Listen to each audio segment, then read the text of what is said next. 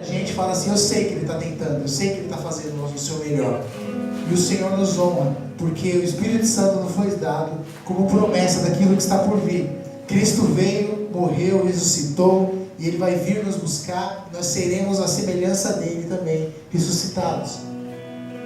E um dia estaremos com Ele para sempre, e nunca mais sairemos de perto dEle. Eu quero convidar você a louvar a Deus, exatamente por isso.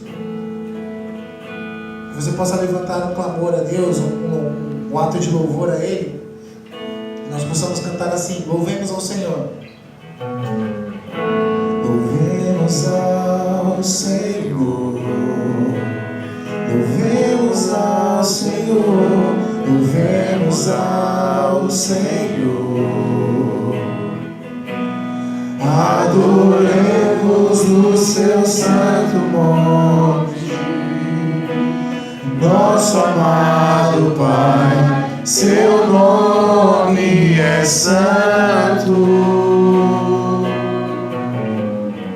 Louvemos ao Senhor, louvemos ao Senhor, louvemos ao Senhor.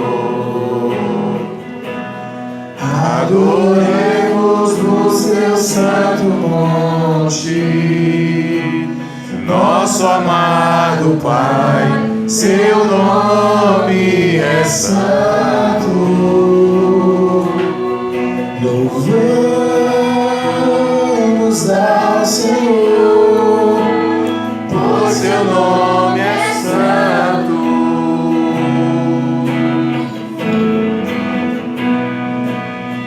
Louvamos ao Senhor, pois teu nome é santo. Magnifiquemos.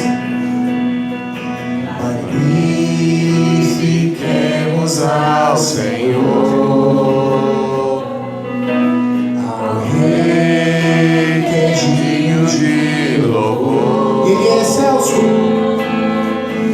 excelso, supremo, supremo e digno de louvor. Excelso,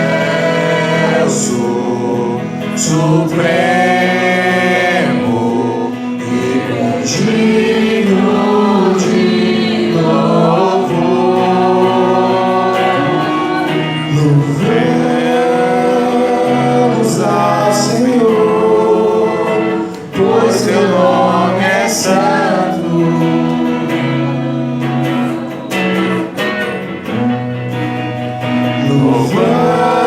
Louvamos ao Senhor, pois teu nome é santo. Vamos declarar Hosana.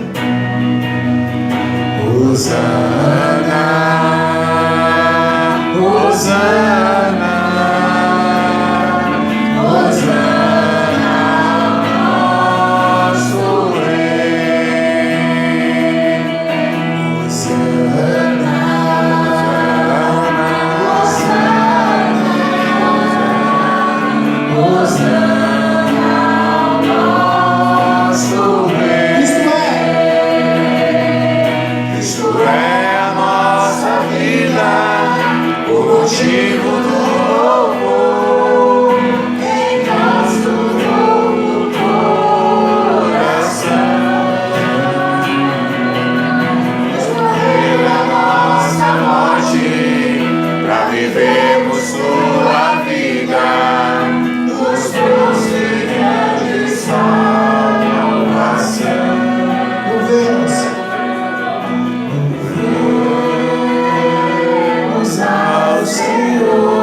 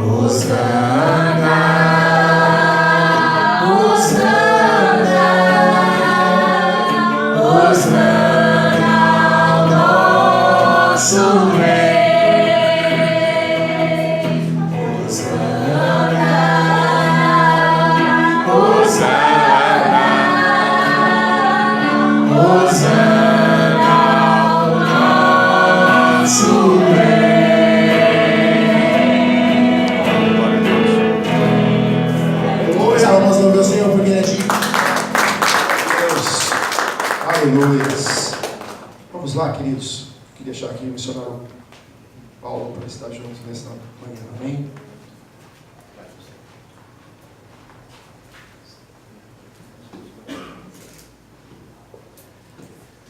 Pode sentar, irmãos. Bom dia a todos, paz.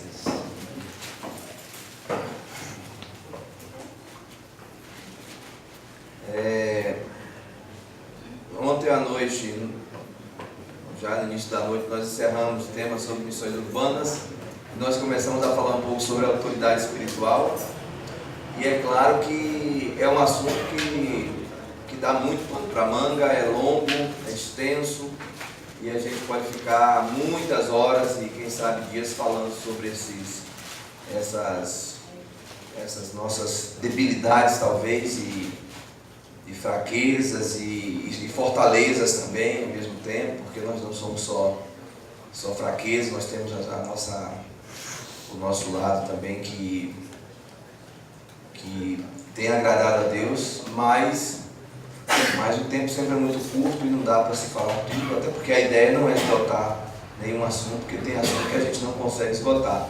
Mas eu sempre fico muito contente quando eu estou em algum lugar com um grupo, principalmente um grupo como esse, assim, porque ontem eu estava conversando com algumas pessoas e surgiram alguns questionamentos, né? Mas como que a gente vai mudar tudo isso e tal? E a ideia nunca é trazer nada pronto, nenhuma resposta pronta. Porque quando a gente já fica indignado com o que a gente já está vivendo e demonstra o desejo de mudança, eu acho que já é 80% de caminho andado.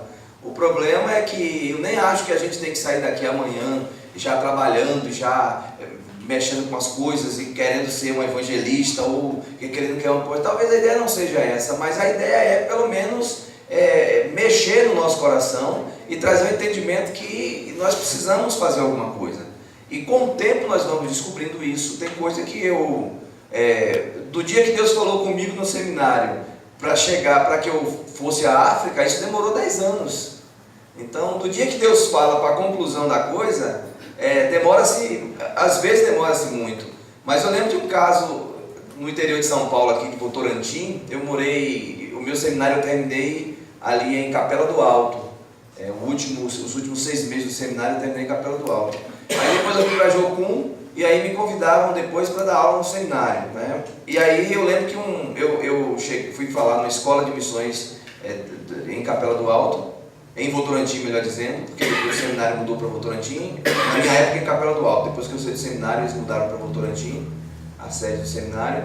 E daí eu lembro que eu encontrei um cidadão chamado Fernando. O Fernando era um cara de Votorantim, né? E o pessoal de Votorantim fala igual o pessoal de Piracicaba, né? Leite, tudo assim, caipira. E aí encontrei Fernando e eu já cheguei 1h30 antes de começar a programação. Ele já estava lá, sentado, e eu conversando com ele, ele falou que ia participar, que estava participando daquela escola de missões urbanas.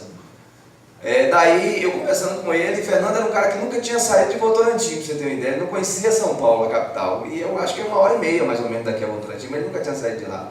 Na época ele tinha uns 24 anos, e daí eu terminei de falar sobre o tema, e ele falou: Paulo, onde que eu posso aprender mais sobre esse tema? Eu falei assim: olha, vai começar uma escola de tempo integral, porque aqui é só um seminário, mas nós temos uma escola de tempo integral. A escola de missões urbanas, ela é de 6 meses.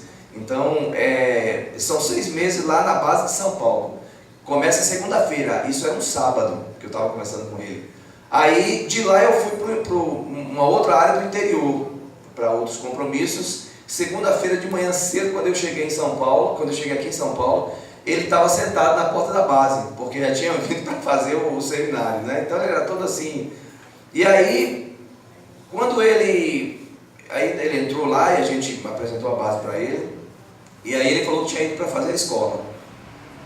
Daí ele começou a fazer a escola. Na primeira semana da escola, nós recebemos uma equipe da Assembleia de Deus de Sacramento, dos Estados Unidos. Na época era um ministério chamado Master Commission. E eles vinham para o Brasil, e todas as vezes que eles vinham ao Brasil, eles traziam uma equipe de 10, 20 pessoas para trabalhar com o evangelismo. Mas o que Deus tinha falado para esse pessoal lá nos Estados Unidos é para que eles pudessem, a cada vez que viessem no Brasil, levar 2 brasileiros para estudar durante 2 anos nos Estados Unidos de graça, com tudo pago.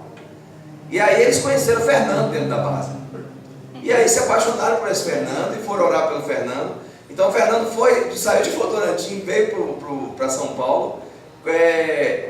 Com uma semana ele conheceu esse pessoal dos Estados Unidos. 2 semanas depois não deu tempo de terminar o curso, porque já estava indo para os Estados Unidos. Fernando foi para os Estados Unidos, casou com uma americana, hoje é pastor nos Estados Unidos e está bem, muito bem, tanto financeiramente como na área de ministério e tal. Então, eu acho que coisa assim, de um mês, tudo mudou na vida do cara. Então, no meu caso, eu fiquei 10 anos para chegar na África. O Fernando ficou 15 dias para chegar num lugar que ele nem sonhava um dia de chegar. Eu acho que o Fernando nunca tinha orado por essa possibilidade, uma vez que ele não conhecia nem São Paulo, que é a capital, 1h30. Imagine morar em Sacramento, nos Estados Unidos. Então, quando Deus quer fazer na vida da gente, Deus tem os seus meios para fazer. Deus move tudo, mas faz, né? Então, ele quando ele quer fazer algo, quando ele tem um propósito, ele muda muita coisa, né? Se possível, para até o sol para fazer a coisa acontecer. Né? Então, quando a gente tem essa disponibilidade, fé é mais ou menos como essa coisa da porta de shopping. Você viu uma porta de shopping, você partir para cima dela e ela não abrir, ela tem que abrir, porque se ela não abrir, quem construiu aquilo lá ou quem implantou vai pagar um preço muito alto, porque está impedindo de alguém entrar para comprar. E a ideia de shopping é exatamente vender tudo. Quando você entra no shopping, até um amigo meu que trabalha em shopping em Salvador, ele fala que tem alguma coisa que eles colocam no ar-condicionado, um cheiro, que aquele cheiro induz a pessoa a comprar. Então tudo ali é projetado para você comprar. Então aí de quem colocou aquela porta ali, que aquela porta não abrir, vai se pagar um preço muito alto. Então fé é mais ou menos isso, você vai ao encontro da porta, você sabe que aquela porta vai abrir. Aquela porta de shopping ela nunca vai ficar travada, ela vai abrir para você passar. Então a ideia é mais ou menos essa. Fé, quando você começa a dar passos, as coisas começam a acontecer. Agora, se a gente fica esperando a coisa vir na mão, aí é bem complicado. Mas quando a gente começa a dar passos de fé, Deus vai abrindo as portas e a gente vai passando e a coisa vai acontecendo. Daqui a pouco a gente está vivendo essa vontade de Deus que a gente entende que é boa, perfeita e agradável. Então essa história do Fernando ali de Votorantim foi interessante.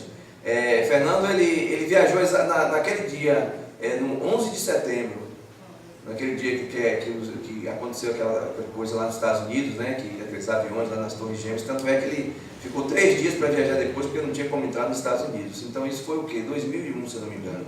Então o Fernando está desde 2001 nos Estados Unidos, trabalhando lá como pastor de igreja e tudo mais. Então é Deus, é só Deus para fazer isso na nossa vida. Né? E o Fernando sabe que se não fosse Deus, certamente ele não chegaria onde ele está hoje, porque tem coisa que é só Deus mesmo para fazer na nossa vida, não tem jeito.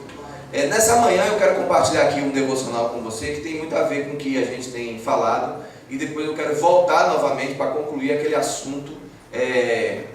Claro, é o mesmo assunto, porém com áreas da Bíblia diferentes, mas vai conduzir a gente para a mesma área, vai de repente trazer um pouco mais de luz para aquilo que nós estávamos falando ontem. Eu queria que você abrisse a sua Bíblia no livro de Lucas, no capítulo 10, versículo 38.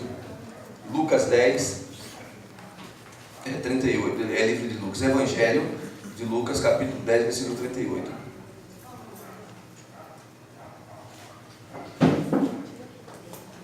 Quem encontrar, pode ler, por gentileza. Caminhando Jesus e os seus discípulos chegaram a um povoado, onde certa mulher chamada Marta o recebeu em sua casa. Maria, sua irmã, ficou sentada aos pés do Senhor, ouvindo a sua palavra. Marta, porém, estava ocupada com muito serviço, e aproximando-se dele, perguntou: Senhor, não te importas que minha irmã tenha me deixado sozinha com o serviço? Diz-lhe que me ajude. Respondeu o Senhor: Marta, Marta, você está preocupada e inquieta com muitas coisas. Todavia, apenas uma é necessária. Maria escolheu a boa parte, e esta não lhe será tirada. Ok, muito obrigado.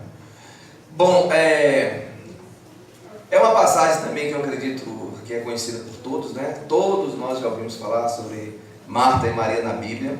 E esse tema que nós temos tratado esses dias aqui, pelo menos esses 2 temas que nós temos falado, dando exemplos de muitas coisas e se falando sobre muitas coisas, tem muito a ver com a questão da renúncia, né? Muito a ver com a questão da renúncia.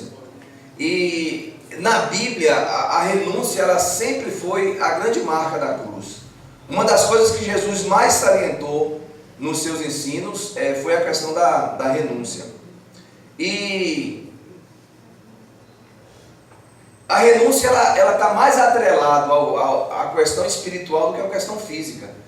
Porque quando nós temos um coração voltado e dado à renúncia, nós estamos desbloqueando muita coisa na área física da nossa vida. Eu lembro que eu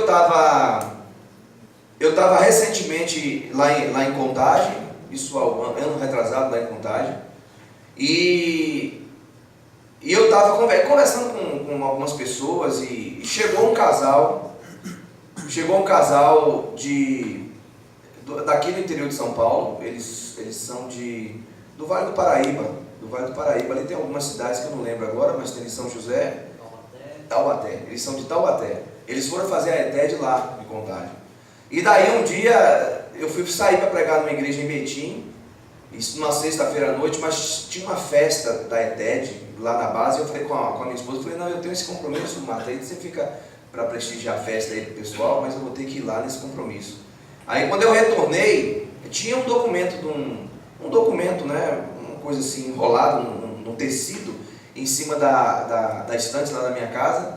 Aí eu perguntei pro meu filho, eu falei, o que é isso aqui? Ele falou, é um documento que deixaram aí. Eu olhei e achei que era uma carta de motorista, que na época eu estava esperando a minha e tal, mas aí não dei muita importância, fui dormir. No dia seguinte, eu estou na minha casa lá, aí chegou um casal e falou assim, Paulo, ontem nós deixamos o documento do carro aqui, e agora nós vamos trazer a chave, porque a gente estava orando já há 30 dias, e Deus falou pra gente dar esse carro para você.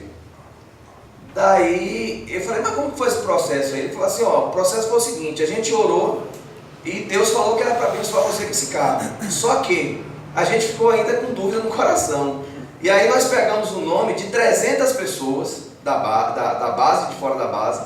Nós colocamos dentro de um pote bem grande e a gente ficou mexendo. E o teste era o seguinte, se saísse o seu nome, é porque Deus queria que a gente desse esse carro para você. E a gente criou 300 nomes de pessoas aí, pessoas que a gente conhece e tal, e colocou nesse pote, mexeu, e aí quando a gente pegou, foi exatamente o seu nome, então não tinha como ter mais dúvidas, né? Mas eles fizeram esse teste com Deus durante 30 dias orando para saber se realmente era.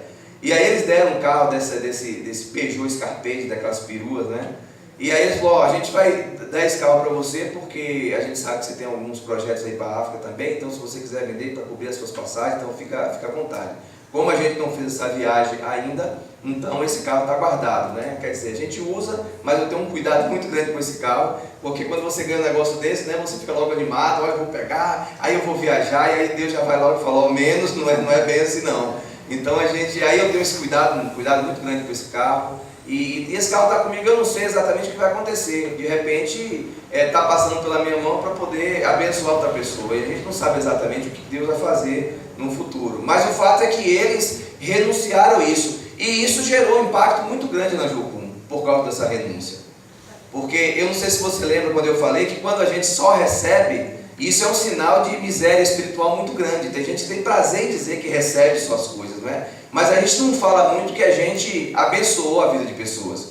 E aí eu estava conversando com o pessoal na base e falando que isso é novidade agora, mas há uns anos atrás, isso na Jocum era muito comum as pessoas ouvir Deus e renunciar às coisas, né? Mas hoje é muito complicado, porque nós temos fé para conquistar, nós temos fé para obter coisas, mas não temos fé para renunciar, obedecer a Deus e renunciar. E quando nós não temos fé para renunciar, o próprio Deus cria circunstâncias. Eu acho que o próprio Deus ele cria circunstâncias para que a gente possa entender isso da parte dele. E essa passagem aqui é uma passagem que tem tudo a ver com o que a gente estava falando, principalmente ontem, né, naquela discussão que a gente teve sobre a questão das mulheres, né, a questão da posição do homem na sociedade, aquilo que Deus espera que o homem faça, né, ou que o homem seja para ele e diante da sociedade. E quando Jesus está falando de renúncia aqui, Jesus não está falando do grau de dificuldade que você se encontra, mas ele está falando da cobiça do coração do homem e dessa obstinação que o homem tem. Eu não sei se alguém já chegou para você, ou se já ouviu uma história dessa, alguém chegar para você e falar o seguinte, obrigado, irmão. Falar o seguinte: olha, irmão, eu estou esperando aí uma bênção de Deus. Eu saí de uma empresa e estou aguardando aí uma indenização. Ou eu tenho aí uma propriedade e estou querendo vender. Se eu vender essa propriedade, ou alguns podem até dizer: eu joguei na Mega Sena. Se eu ganhar esse prêmio, você pode ter certeza que eu vou abençoar você. Já ouviu isso? Então isso é uma conversa de quem não quer abençoar, de quem não quer renunciar. Porque uma pessoa que quer abençoar, ele vai chegar lá e vai te abençoar e ponto. E uma das coisas que mais pega na área de renúncia na vida do ser humano não é sentimento. Eu vou renunciar a um sentimento. Às vezes nós fazemos esse culto da renúncia dentro da Jocum, e às vezes tem umas pessoas que vêm com esse papo: gente, olha, eu na verdade não tenho dificuldade de renunciar a nada, né? Por isso que eu não vou renunciar, mais ou menos assim, né? Porque eu não tenho muita dificuldade de renunciar coisas materiais. É o que mais o ser humano tem dificuldade de renunciar, é coisa material. Porque, eu vou renunciar a um sentimento. Até pode. Só que quando a Bíblia fala de renúncia, a Bíblia está falando exatamente de questões materiais, porque é o que pega diretamente no coração do homem. Então uma pessoa que quer abençoar, ele não vai ficar contando história. Se eu ganhar na Mega Sena, eu vou te abençoar. Se eu vender uma propriedade, eu vou te abençoar. Se fizer isso, eu vou te abençoar. Um amigo meu, que é aqui de São Paulo, ele foi lá em Contagem e ele falou: Paulo, eu tenho um apartamento para vender em Guarulhos. Ora, porque se eu vender esse apartamento, eu vou abençoar você. Só que ele falou o seguinte: mas Deus falou comigo para eu antecipar essa oferta que eu tenho que dar para você, porque é isso que vai fazer, isso que vai fazer com que Deus abra as portas para que eu venda aquele apartamento. Aí eu lembrei de Jó. Jó ofertava a Deus antecipadamente para que Deus pudesse proteger os seus filhos. Entende? Então é um processo que Jó usava de prevenção. Olha que coisa interessante, um dízimo, uma oferta pode ser algo preventivo na nossa vida, porque faz parte do contexto de renúncia. Então quem quer abençoar, vai lá e abençoa, não fica contando histórias. Mas tem pessoas que têm essa ladainha o tempo todo, nessa conversa o tempo todo. Mas quem realmente quer abençoar, abençoa. Essa passagem que nós acabamos de ler, fala a respeito de 3 pessoas, de Marta, fala de Maria e também cita um pouco sobre uma figura chamada Lázaro.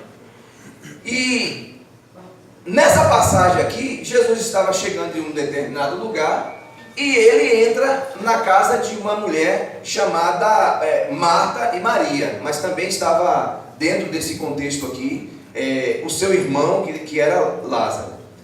E em um ato profético, em um ato de adoração, quando Jesus entra naquela casa, logo Maria vem e cai aos pés de Jesus. E aí com aquele ato ela consegue surpreender o coração de Jesus. Porque esse ato, na verdade, antecedia a morte de Jesus. E Jesus, ele aceitava aquilo, porque ele entendia que aquilo era realmente um ato de adoração. Maria não era aquela pessoa que fazia para ter que agradar a A ou a B. Ela realmente ela tinha esse coração quebrantado. E quando Jesus entra, ela vai lá e se coloca aos pés de Jesus. E Jesus aceitou exatamente por entender que aquele ato era um ato de adoração e que aquilo também antecedia a sua morte. E Marta, como sempre, estava na dinâmica da logística. Afinal de contas, quando você recebe alguém na sua casa, quem vai fazer o café? Maria não vai, você pode ter certeza. Quem é que vai limpar os banheiros? Né? Quem é que vai fazer lá, se fosse em Minas, o pãozinho de queijo? Né? Se é na Bahia, o acarajé. Se é aqui em São Paulo, o que? Né? Tem uma comidinha aí também, né? Um bolo. Né? Quem é que vai preparar para receber o convidado? Né? Então Marta é assim. Marta, ela sempre está na logística, né? Na dinâmica da logística. Eu lembro que quando eu cheguei aqui em São Paulo para Jocum, a gente tinha acabado de casar e o diretor da base falou: Paulo, nós não temos lugar para colocar vocês aqui. Aí 2 dias depois ele ligou e falou: nós temos aqui um lugar que era uma churrasqueira velha, um lugar que eles fizeram churrasqueira, e que a gente pode levantar umas paredes aqui e fazer um ambiente para que vocês possam morar. Aquele lado ali, Rogério, ao lado, perto da represa ali do Imirim, aquela casinha ali, né? Próximo à cozinha, em frente à cozinha. Então aquele lugar ali foi que nós moramos quando nós chegamos. Mas o lugar é um lugar terrível, gente, sabe? O lugar estava feio demais. Mas aí a minha esposa chama Marta, mas eu quero deixar claro o seguinte, que quando eu falo de Marta, eu não estou falando do nome, eu estou falando do espírito. Isso tem que ficar muito claro. E aí, quando nós entramos naquele lugar, eu falei: como que nós vamos morar aqui nesse lugar? Aí quando 2, 3 dias depois, o lugar estava totalmente modificado. Que a minha esposa entrou naquele lugar e deu um talento naquele lugar, colocou umas coisas que eu não sei como que ela conseguiu fazer a transformação naquele lugar. Sabe, o lugar ficou assim, excelente. Aí o diretor da Jocum entrou e falou assim, Paulo, com uma mulher dessa aqui, você se dá bem em qualquer lugar do mundo. Né? Você vive bem em qualquer lugar do mundo. Mas ela deu um talento, né, no lugar, deixou o lugar assim todo, o lugar todo bonito. Eu, quando comecei a trabalhar no Peru, eu tinha uma impressão muito ruim sobre os peruanos. Eu achava que todo peruano era porco, sabe? Porque quando eles estão fazendo a comida pra gente lá, aquela unha grande, tudo suja, a gente até sai de perto para não ver o preparo da comida. Então é tudo muito assim, sabe? Tudo muito largado. E aí, quando a gente começou a trabalhar nas favelas de San Juan, lá em San Juan del Lurigancho, que a gente entrou naquele... Você chegou aí em Peru, China? Não, né? Não, né? Quando a gente entrou naquelas comunidades, eu conheci os peruanos cristãos, os crentes. Gente, e quando você entra na casa de um peruano crente, é um barraco, mas você vai ver um tapetezinho de renda na porta, você olha para as panelas, o negócio está tudo brilhando, como a gente fala no Nordeste, areado, né? Tudo areado. Então, aí eu comecei a ter uma outra ideia. Eu falei, não é todo mundo que é assim, né? Tem gente aqui que faz a diferença, né? Totalmente.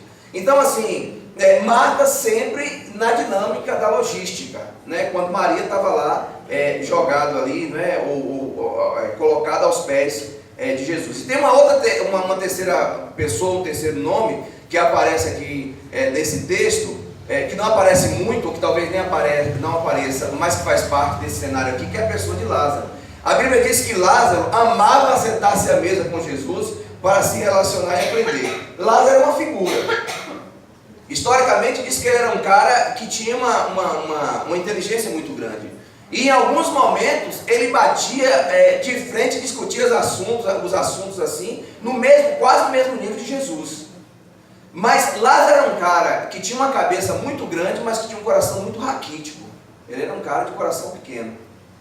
É o que a gente chama de cabeça obesa, né? Tem gente que engorda muito a cabeça de conhecimento, mas o coração fica daquele tamanho, né? O coração do cara não cresce. Então tem gente que é assim. Eu não sei se você já conversou com pessoas que têm resposta para tudo. Tem um cara chamado Mário Sérgio Portela. Já escutou esse cara? Sabe, pensa aí num cara que tem resposta para tudo. Imagina aí você discutir com um cara desse. Ontem eu dei um exemplo de pessoas que são desviadas, que estão vivendo nas ruas, e você vai evangelizar um cara desse, o cara sabe de tudo da Bíblia, então você não tem muito o que contar. E muitos deles sabem muito mais do que a gente que está na igreja, sabe? Porque de repente ele teve outras oportunidades que nós não tivemos. Então é difícil você conversar. E seriamente, gente, a gente fica muito chateado e fica com raiva quando você vai conversar com um cara que ele tem resposta para tudo. É difícil você conversar com alguém aqui assim. Então Lázaro era mais ou menos essa figura, né? Era um cara muito bem informado. E tem pessoas que são assim, né? Ele tem resposta para tudo. Mas Lázaro era esse cara. Era um cara que tinha conhecimento, era um cara que tinha o que a gente chamou de cabeção, né? Um cara muito inteligente.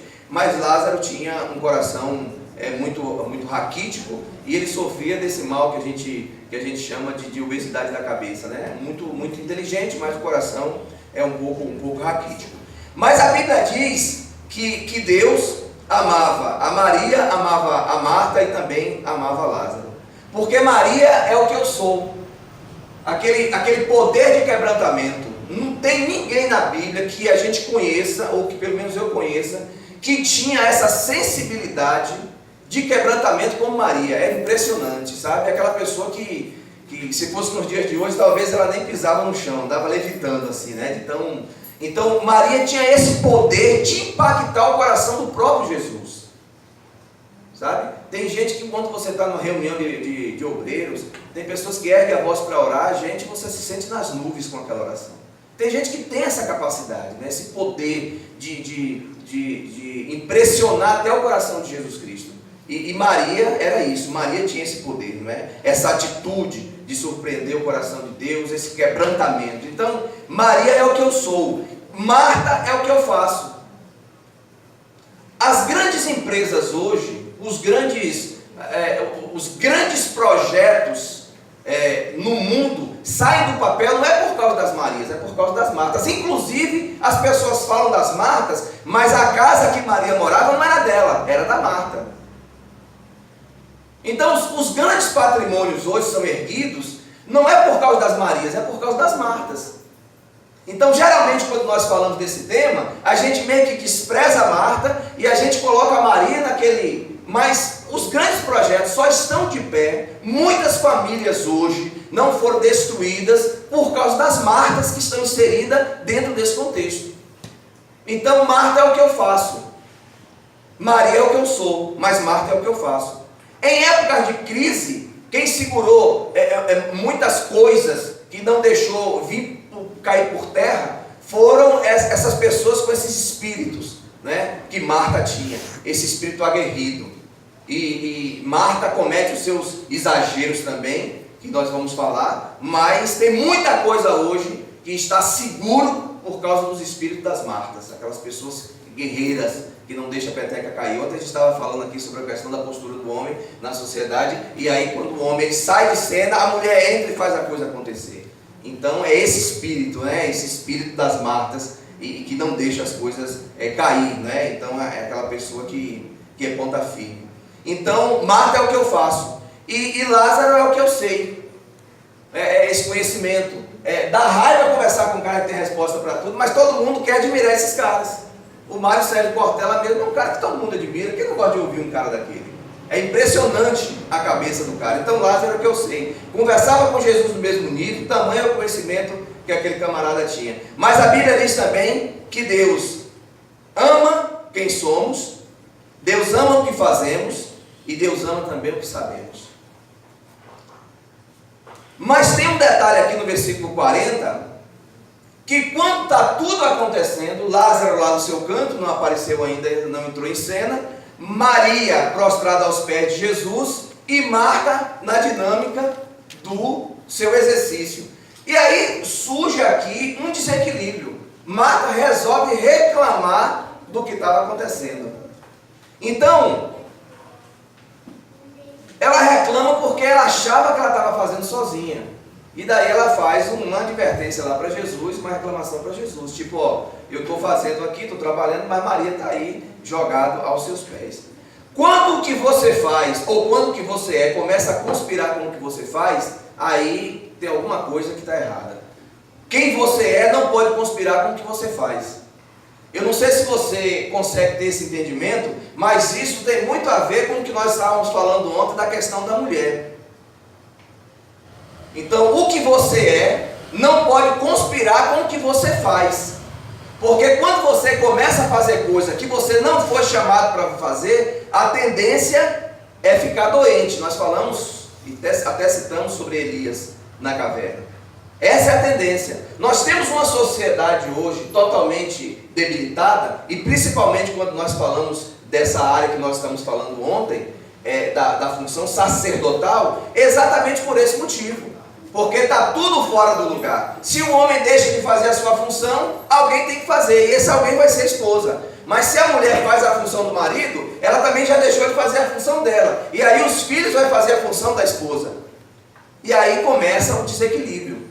Então, o que você não pode conspirar com o que você faz. Tem que haver um equilíbrio. Naquele momento que Marta reclama para Jesus, surge ali a Marta verdadeira, e que em algum momento da sua vida ela mostrou esse desequilíbrio, porque ela começa a questionar. Porque Marta, na verdade, ela sabia que obras, ou que fé sem obras é morta.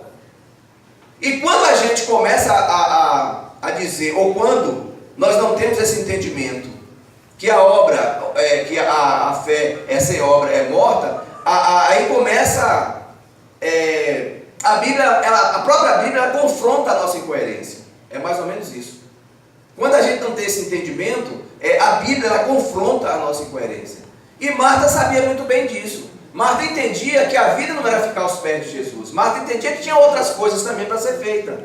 E aí ela vai lá e questiona a atitude de Maria, porque só ela estava fazendo. Então, Marta é do tipo assim, ó, quando ela está limpando a casa, que o filho entra, ela é capaz de pôr o filho para fora porque a casa está limpa.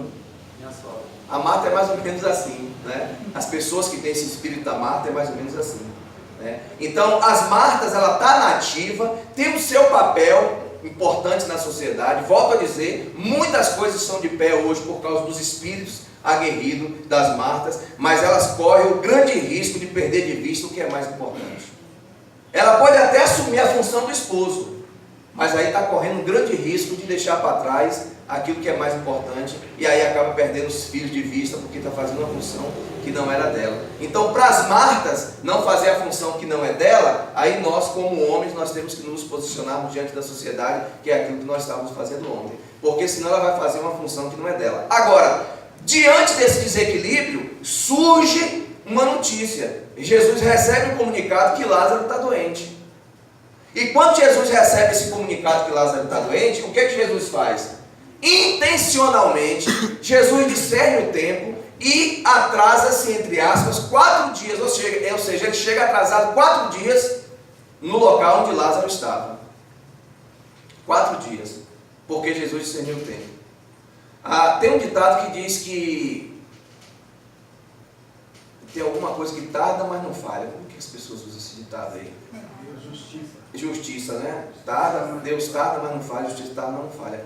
Mas Deus é assim, ó, ele nem tarda nem falha, só chega no momento certo. Aparentemente ele chegou 4 dias fora do tempo, chegou atrasado, mas ele chegou no momento certo, porque Lázaro precisava morrer.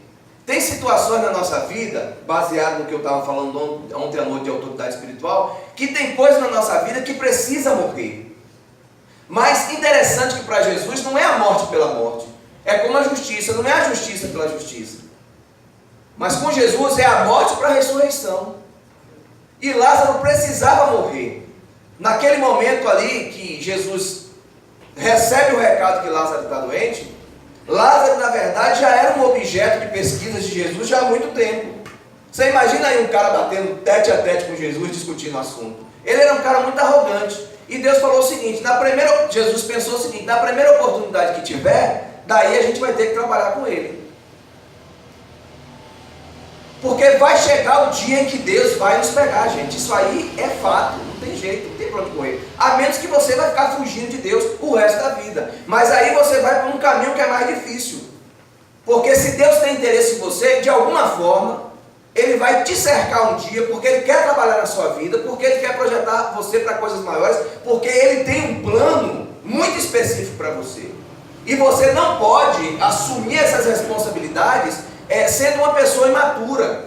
Ontem eu estava perguntando para você, quando você briga com seu filho, ou dá uma bronca dele, qual que é a reação do seu filho? Ele vai ficar bicudo com você, ele vai ficar fazendo pirraça, porque ele é imaturo, é uma criança.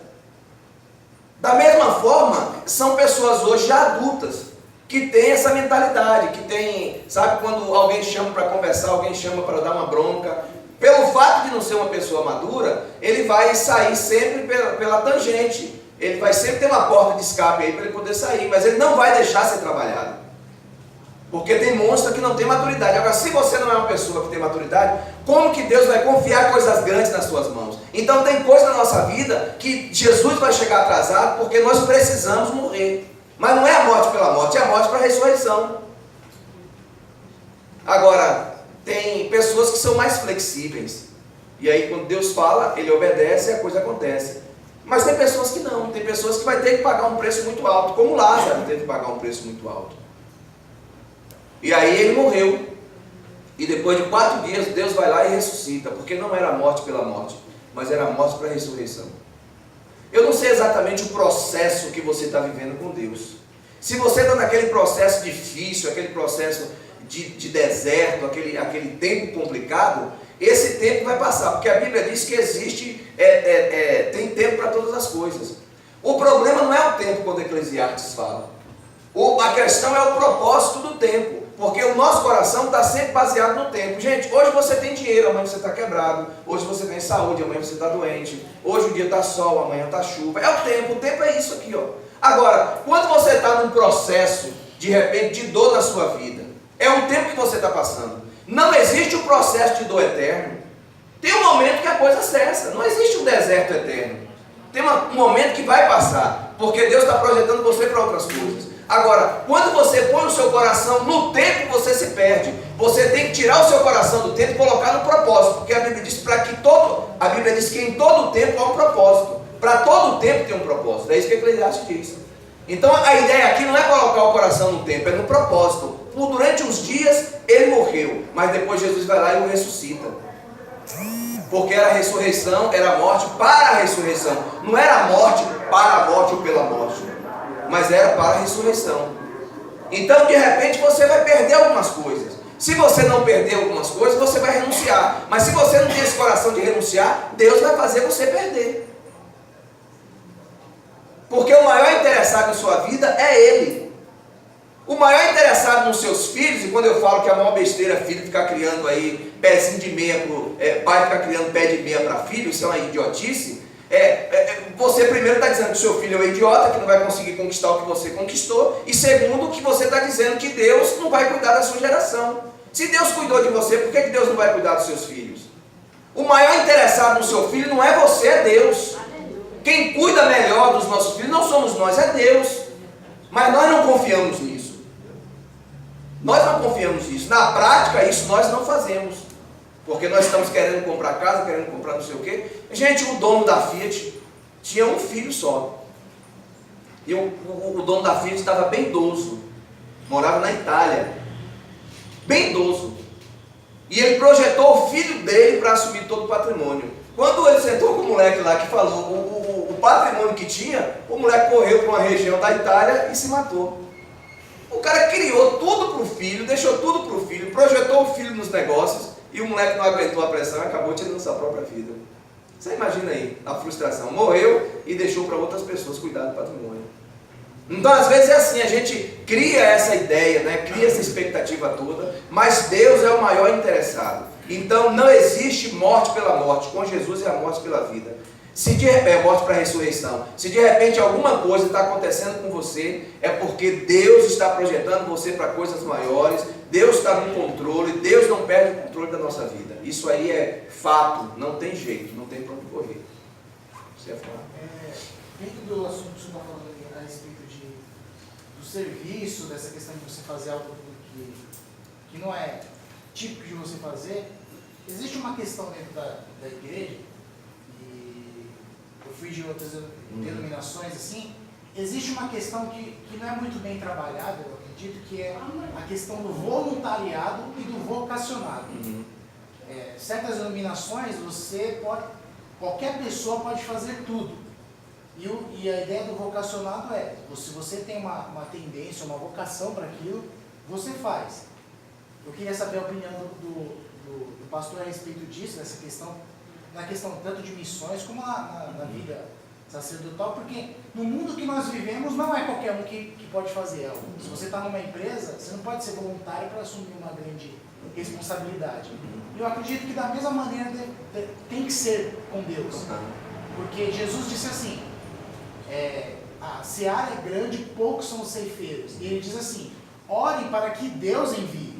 Ele não diz, vão. Sim. Então eu penso assim, existe uma coisa que não é muito bem trabalhada, essa questão do voluntariado vocacionado. Você é voluntário naquilo que você é chamado para fazer, dentro daquilo que o senhor disse.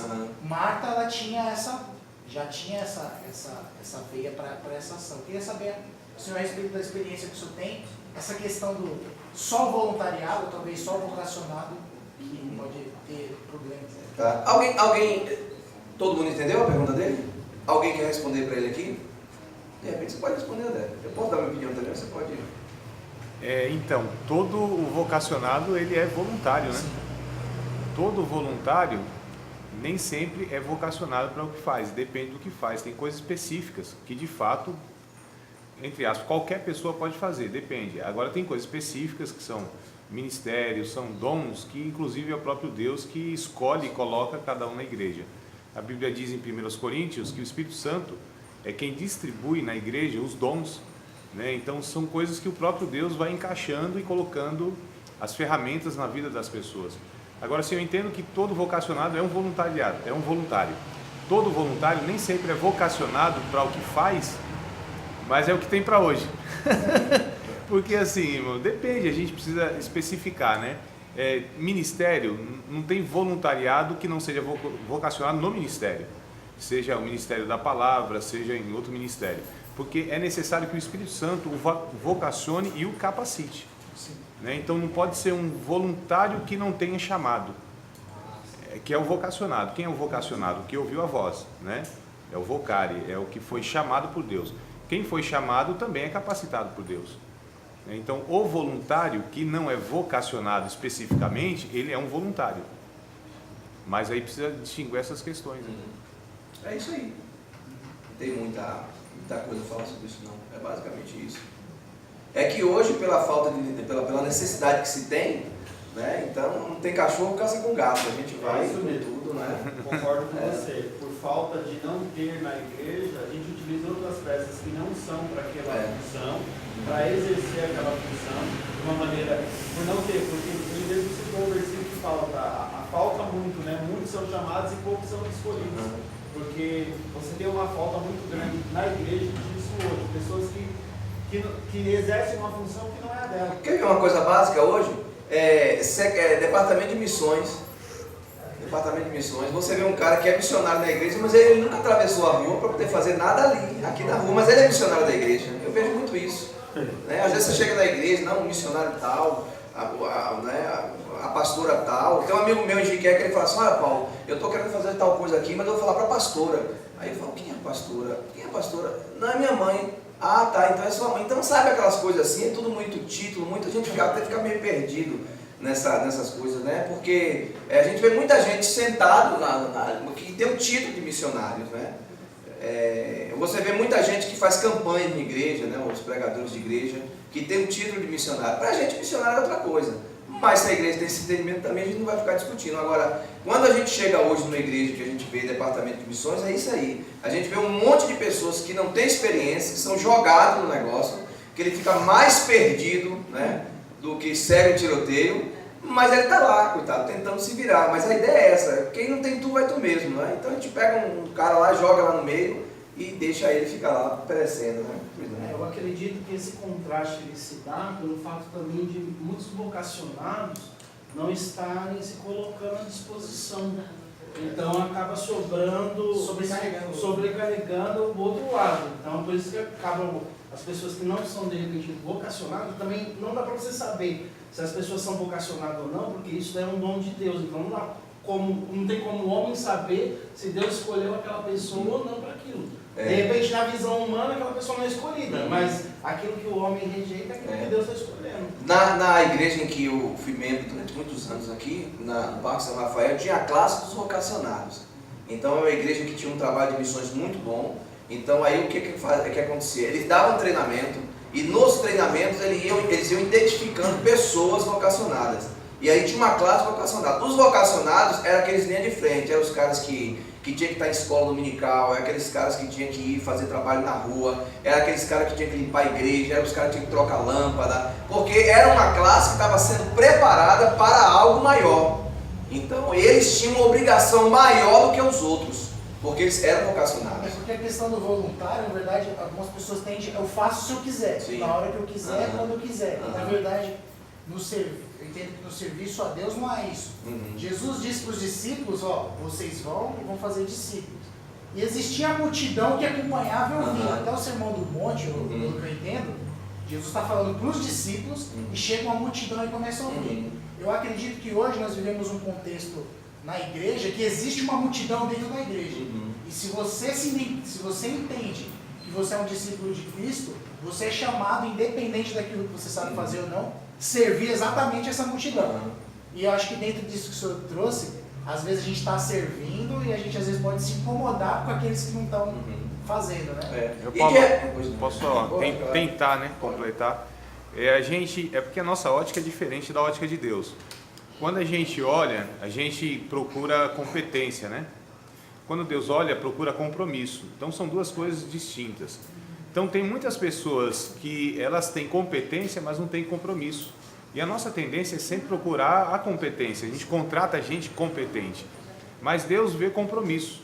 Porque a obra de Deus ela é diferente da exigência da sociedade do mundo. Então você precisa ser uma pessoa capacitada, você precisa ser preparada, você precisa ser instruída, ter diplomas e tal, para que você seja contratado.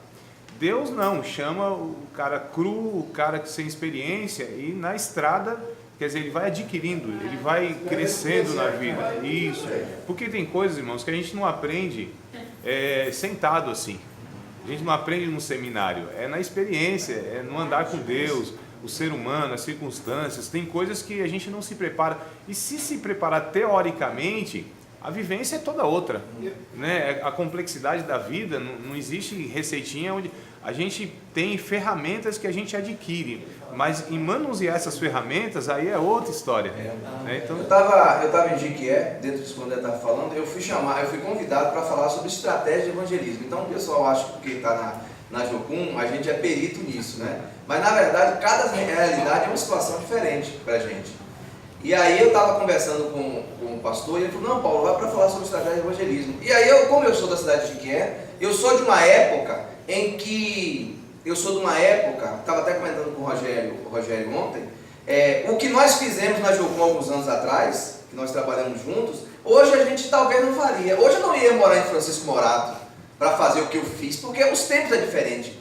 Mas na época morar em Francisco Morato, no meio da lama lá, era uma coisa doida pra gente, assim, sabe? Era uma coisa... Mas os tempos mudaram também, né? Consequentemente você é chamado para fazer outras coisas. Então é um tempo que passou. Mas eu sou da época lá de Jequié, que a gente tinha um Fusca, e o Fusca colocava lá 10 caras dentro do Fusca. Você ficava tudo oprimido, não dava nem para respirar. E a gente ia para as favelas de Jequié, para as quebradas, para poder evangelizar. Um monte de gente que não sabia nada, mas que tinha uma paixão no coração.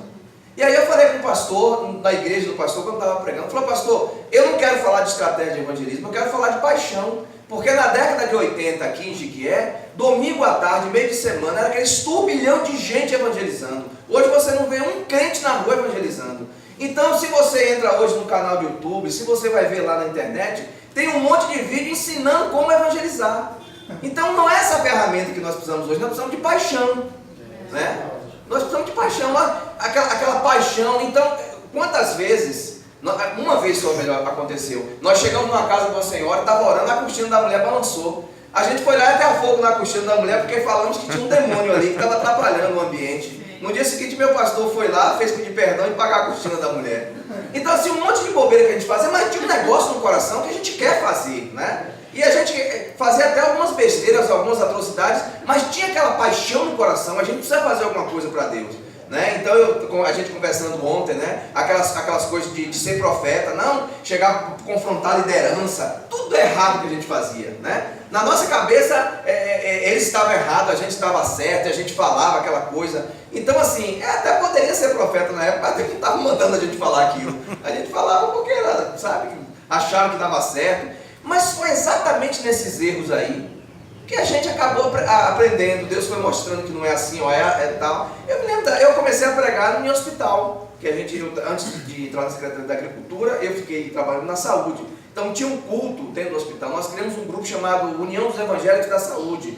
E a gente evangelizava naqueles lugares lá dentro, e como eu era funcionário lá, então era mais fácil. Eu pedi para trabalhar na portaria, porque na portaria eu complicava a entrada dos católicos. Então eu fazia o meio ali para os caras não entrar, para facilitar o trabalho. Então assim, tudo errado, o pessoal tinha direito de entrar no hospital também, mas era a forma que a gente tinha na época de fazer as coisas, né? E a gente entrava, e às vezes deixava uma irmã entrar, e a irmã orava lá dentro, e balançava a mão, soltava o soro do paciente, e aquela coisa toda, mas tinha aquela paixão, a gente queria fazer alguma coisa pelo reino. E a gente nem sabia o que era reino direito, a gente só sabia que a gente queria aprender, porque tinha uma coisa no coração que chamava a atenção. Quando eu vim para missões, eu pedi demissão voluntária do Estado, a minha esposa pediu demissão voluntária do Estado, e a gente fala, cara, será que hoje eu teria coragem de pedir demissão? Era funcionário público, todo mundo dizendo, você tá maluco? Quando a gente vai casar, a gente tem que arrumar emprego. Você está dizendo que vai casar e está dizendo que vai abandonar o emprego, porque a gente ia casar e já ia vir para Jocum.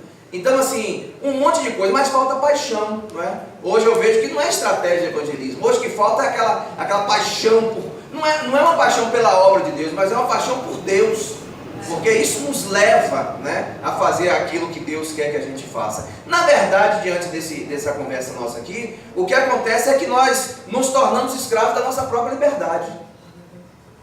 Tem uma história que eu ouvi de dois chineses. Eles eram do interior da China, e no interior da China o negócio é muito complicado ainda. Nas grandes capitais não, nas grandes cidades chinesas não, mas no interiorzão ainda há muita perseguição religiosa. E esses dois chineses pregavam o evangelho, eles falavam que o corpo deles andava roxo o tempo inteiro de tanta pancada que eles tomavam da polícia na época por pregar o evangelho. Vivia mais preso do que surdo. E aí um dia eles conversaram entre si e falaram o seguinte: olha, nós vamos para Macau. Macau é um lugar que tem mais liberdade, então nós vamos pregar em Macau, porque lá em Macau a gente vai se dar bem. Vieram para Macau, 5 anos depois se tornaram homem de negócio e esqueceu tudo aquilo que Deus tinha colocado no coração deles para fazer. Aí eles falaram que fizeram uma reunião, oraram a respeito disso e voltaram para o interior da China porque eles tinham perdido o foco. Então é melhor estar no interior da China correndo risco de vida, apanhando, talvez até mesmo preso, mas vivendo no centro da vontade de Deus. Então essa foi a decisão que eles tomaram. Nós nos tornamos escravos da nossa própria liberdade. Eu estava falando para vocês no início que a ciência diz que não há Deus, mas a própria ciência criou um estudo chamado Ciências Sociais. Então há esse confronto. E tudo isso aqui é para atender e aliviar a solidão do homem. Todo esse tipo de pesquisa, esse tipo de estudo, essas questões que a gente vê hoje, nada mais é para tentar aliviar a solidão do homem. Porque toda a demanda social do homem está na estrutura familiar. Quando você posta uma foto no Facebook, o que é que você espera? As famosas curtidas, né? Você já entra lá para ficar observando, para ver se alguém fez um comentário. Que sentido tem você postar uma foto sua e ninguém dá uma curtida lá ou não fazer uma observação? Aquilo lá é bem complicado para a gente. Então quando você coloca, você vai lá, Facebook, WhatsApp que nós temos hoje, né? Tudo isso nos faz ficar com complexo de celebridade, né? A gente acha que a gente é alguma coisa nas redes sociais. Aí você diz, quantos amigos tá? Eu tenho 5 mil amigos, né? Ali em redes sociais. Mas na verdade ali não tem ninguém, ali ninguém é de ninguém. O cara tá mal, mas ele posta uma foto sorrindo. Ninguém posta foto. É até estranho quando você vê uma foto de luto. Porque ninguém posta essas coisas, geralmente é coisa, né, querendo demonstrar que está bem, mas quando você vai mesmo conversar com a pessoa, todo mundo fica bonito, né, em rede social, porque ninguém posta uma foto fora do enquadramento, todo mundo posta as fotos, né, aquelas fotos bonitas. Então tudo isso faz o ser humano ficar com esse complexo aí de celebridade, né? Então, a nossa história, nós precisamos ter esse entendimento, ela é construída a partir da cruz de Cristo. Então essa coisa desse sentimento que nós temos hoje de vida, é esse sentimento de vida que nos faz se endividar com as Casas Bahia, né? Que nos faz... Eu trabalhei no hospital há muitos anos, eu nunca vi uma pessoa no leito de morte, chegar e pedir para alguém, vê lá quantas cabeças de gado eu tenho no pasto. Porque o cara que está no leito de morte, ele quer mais se livrar daquela situação, e ele quer mais ficar mais perto de alguma coisa que lhe conforte, porque ele já está morrendo, né? Então eu acho que nós não precisamos desse sentimento de vida, eu acho que nós precisamos desse sentimento de morte no nosso coração, porque isso parece que vai nos deixar mais perto de Deus, sabe? Esse sentimento de vida deixa o coração acelerado. Se está depressivo, vai comprar no cartão de crédito. Se está bem, vai comprar no cartão de crédito. Se está mal, vai lá comprar no cartão de crédito. Vai ao shopping, compra um monte de coisa que não precisa, né? Mas eu acho que o que tem que alcançar o nosso coração é esse sentimento de morte, porque o sentimento de morte nos leva para a cruz de Cristo. E nós não escutamos mais esse tipo de mensagem hoje, a cruz, né? A gente sempre escuta que você tem que obter, que você tem que conquistar, que você tem que ter coisas, mas a gente não diz que nós temos que renunciar à nossa vida, por exemplo, pelo amor do Evangelho. A gente não escuta muito isso, né? Então nós precisamos ter esse sentimento no nosso coração. Eu lembro de um senhor chamado João. O seu João, ele chegou com a parada cardíaca, aí colocamos ele, eu estava na porta do hospital, colocou ele numa maca e ele ficou lá no coisa. Só que o seu João é aquele tipo velhinho, aposentado, mas que andava cheio de menininhas.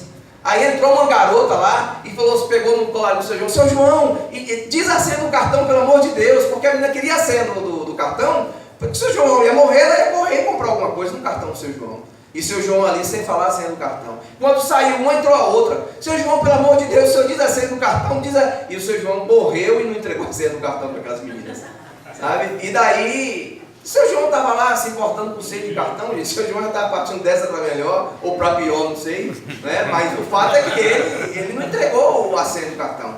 Porque no sentimento de vida das meninas, ela queria a senha do cartão porque ia desfrutar. Seu João já estava com sentimento de morte, ele não precisava mais dessas coisas, né?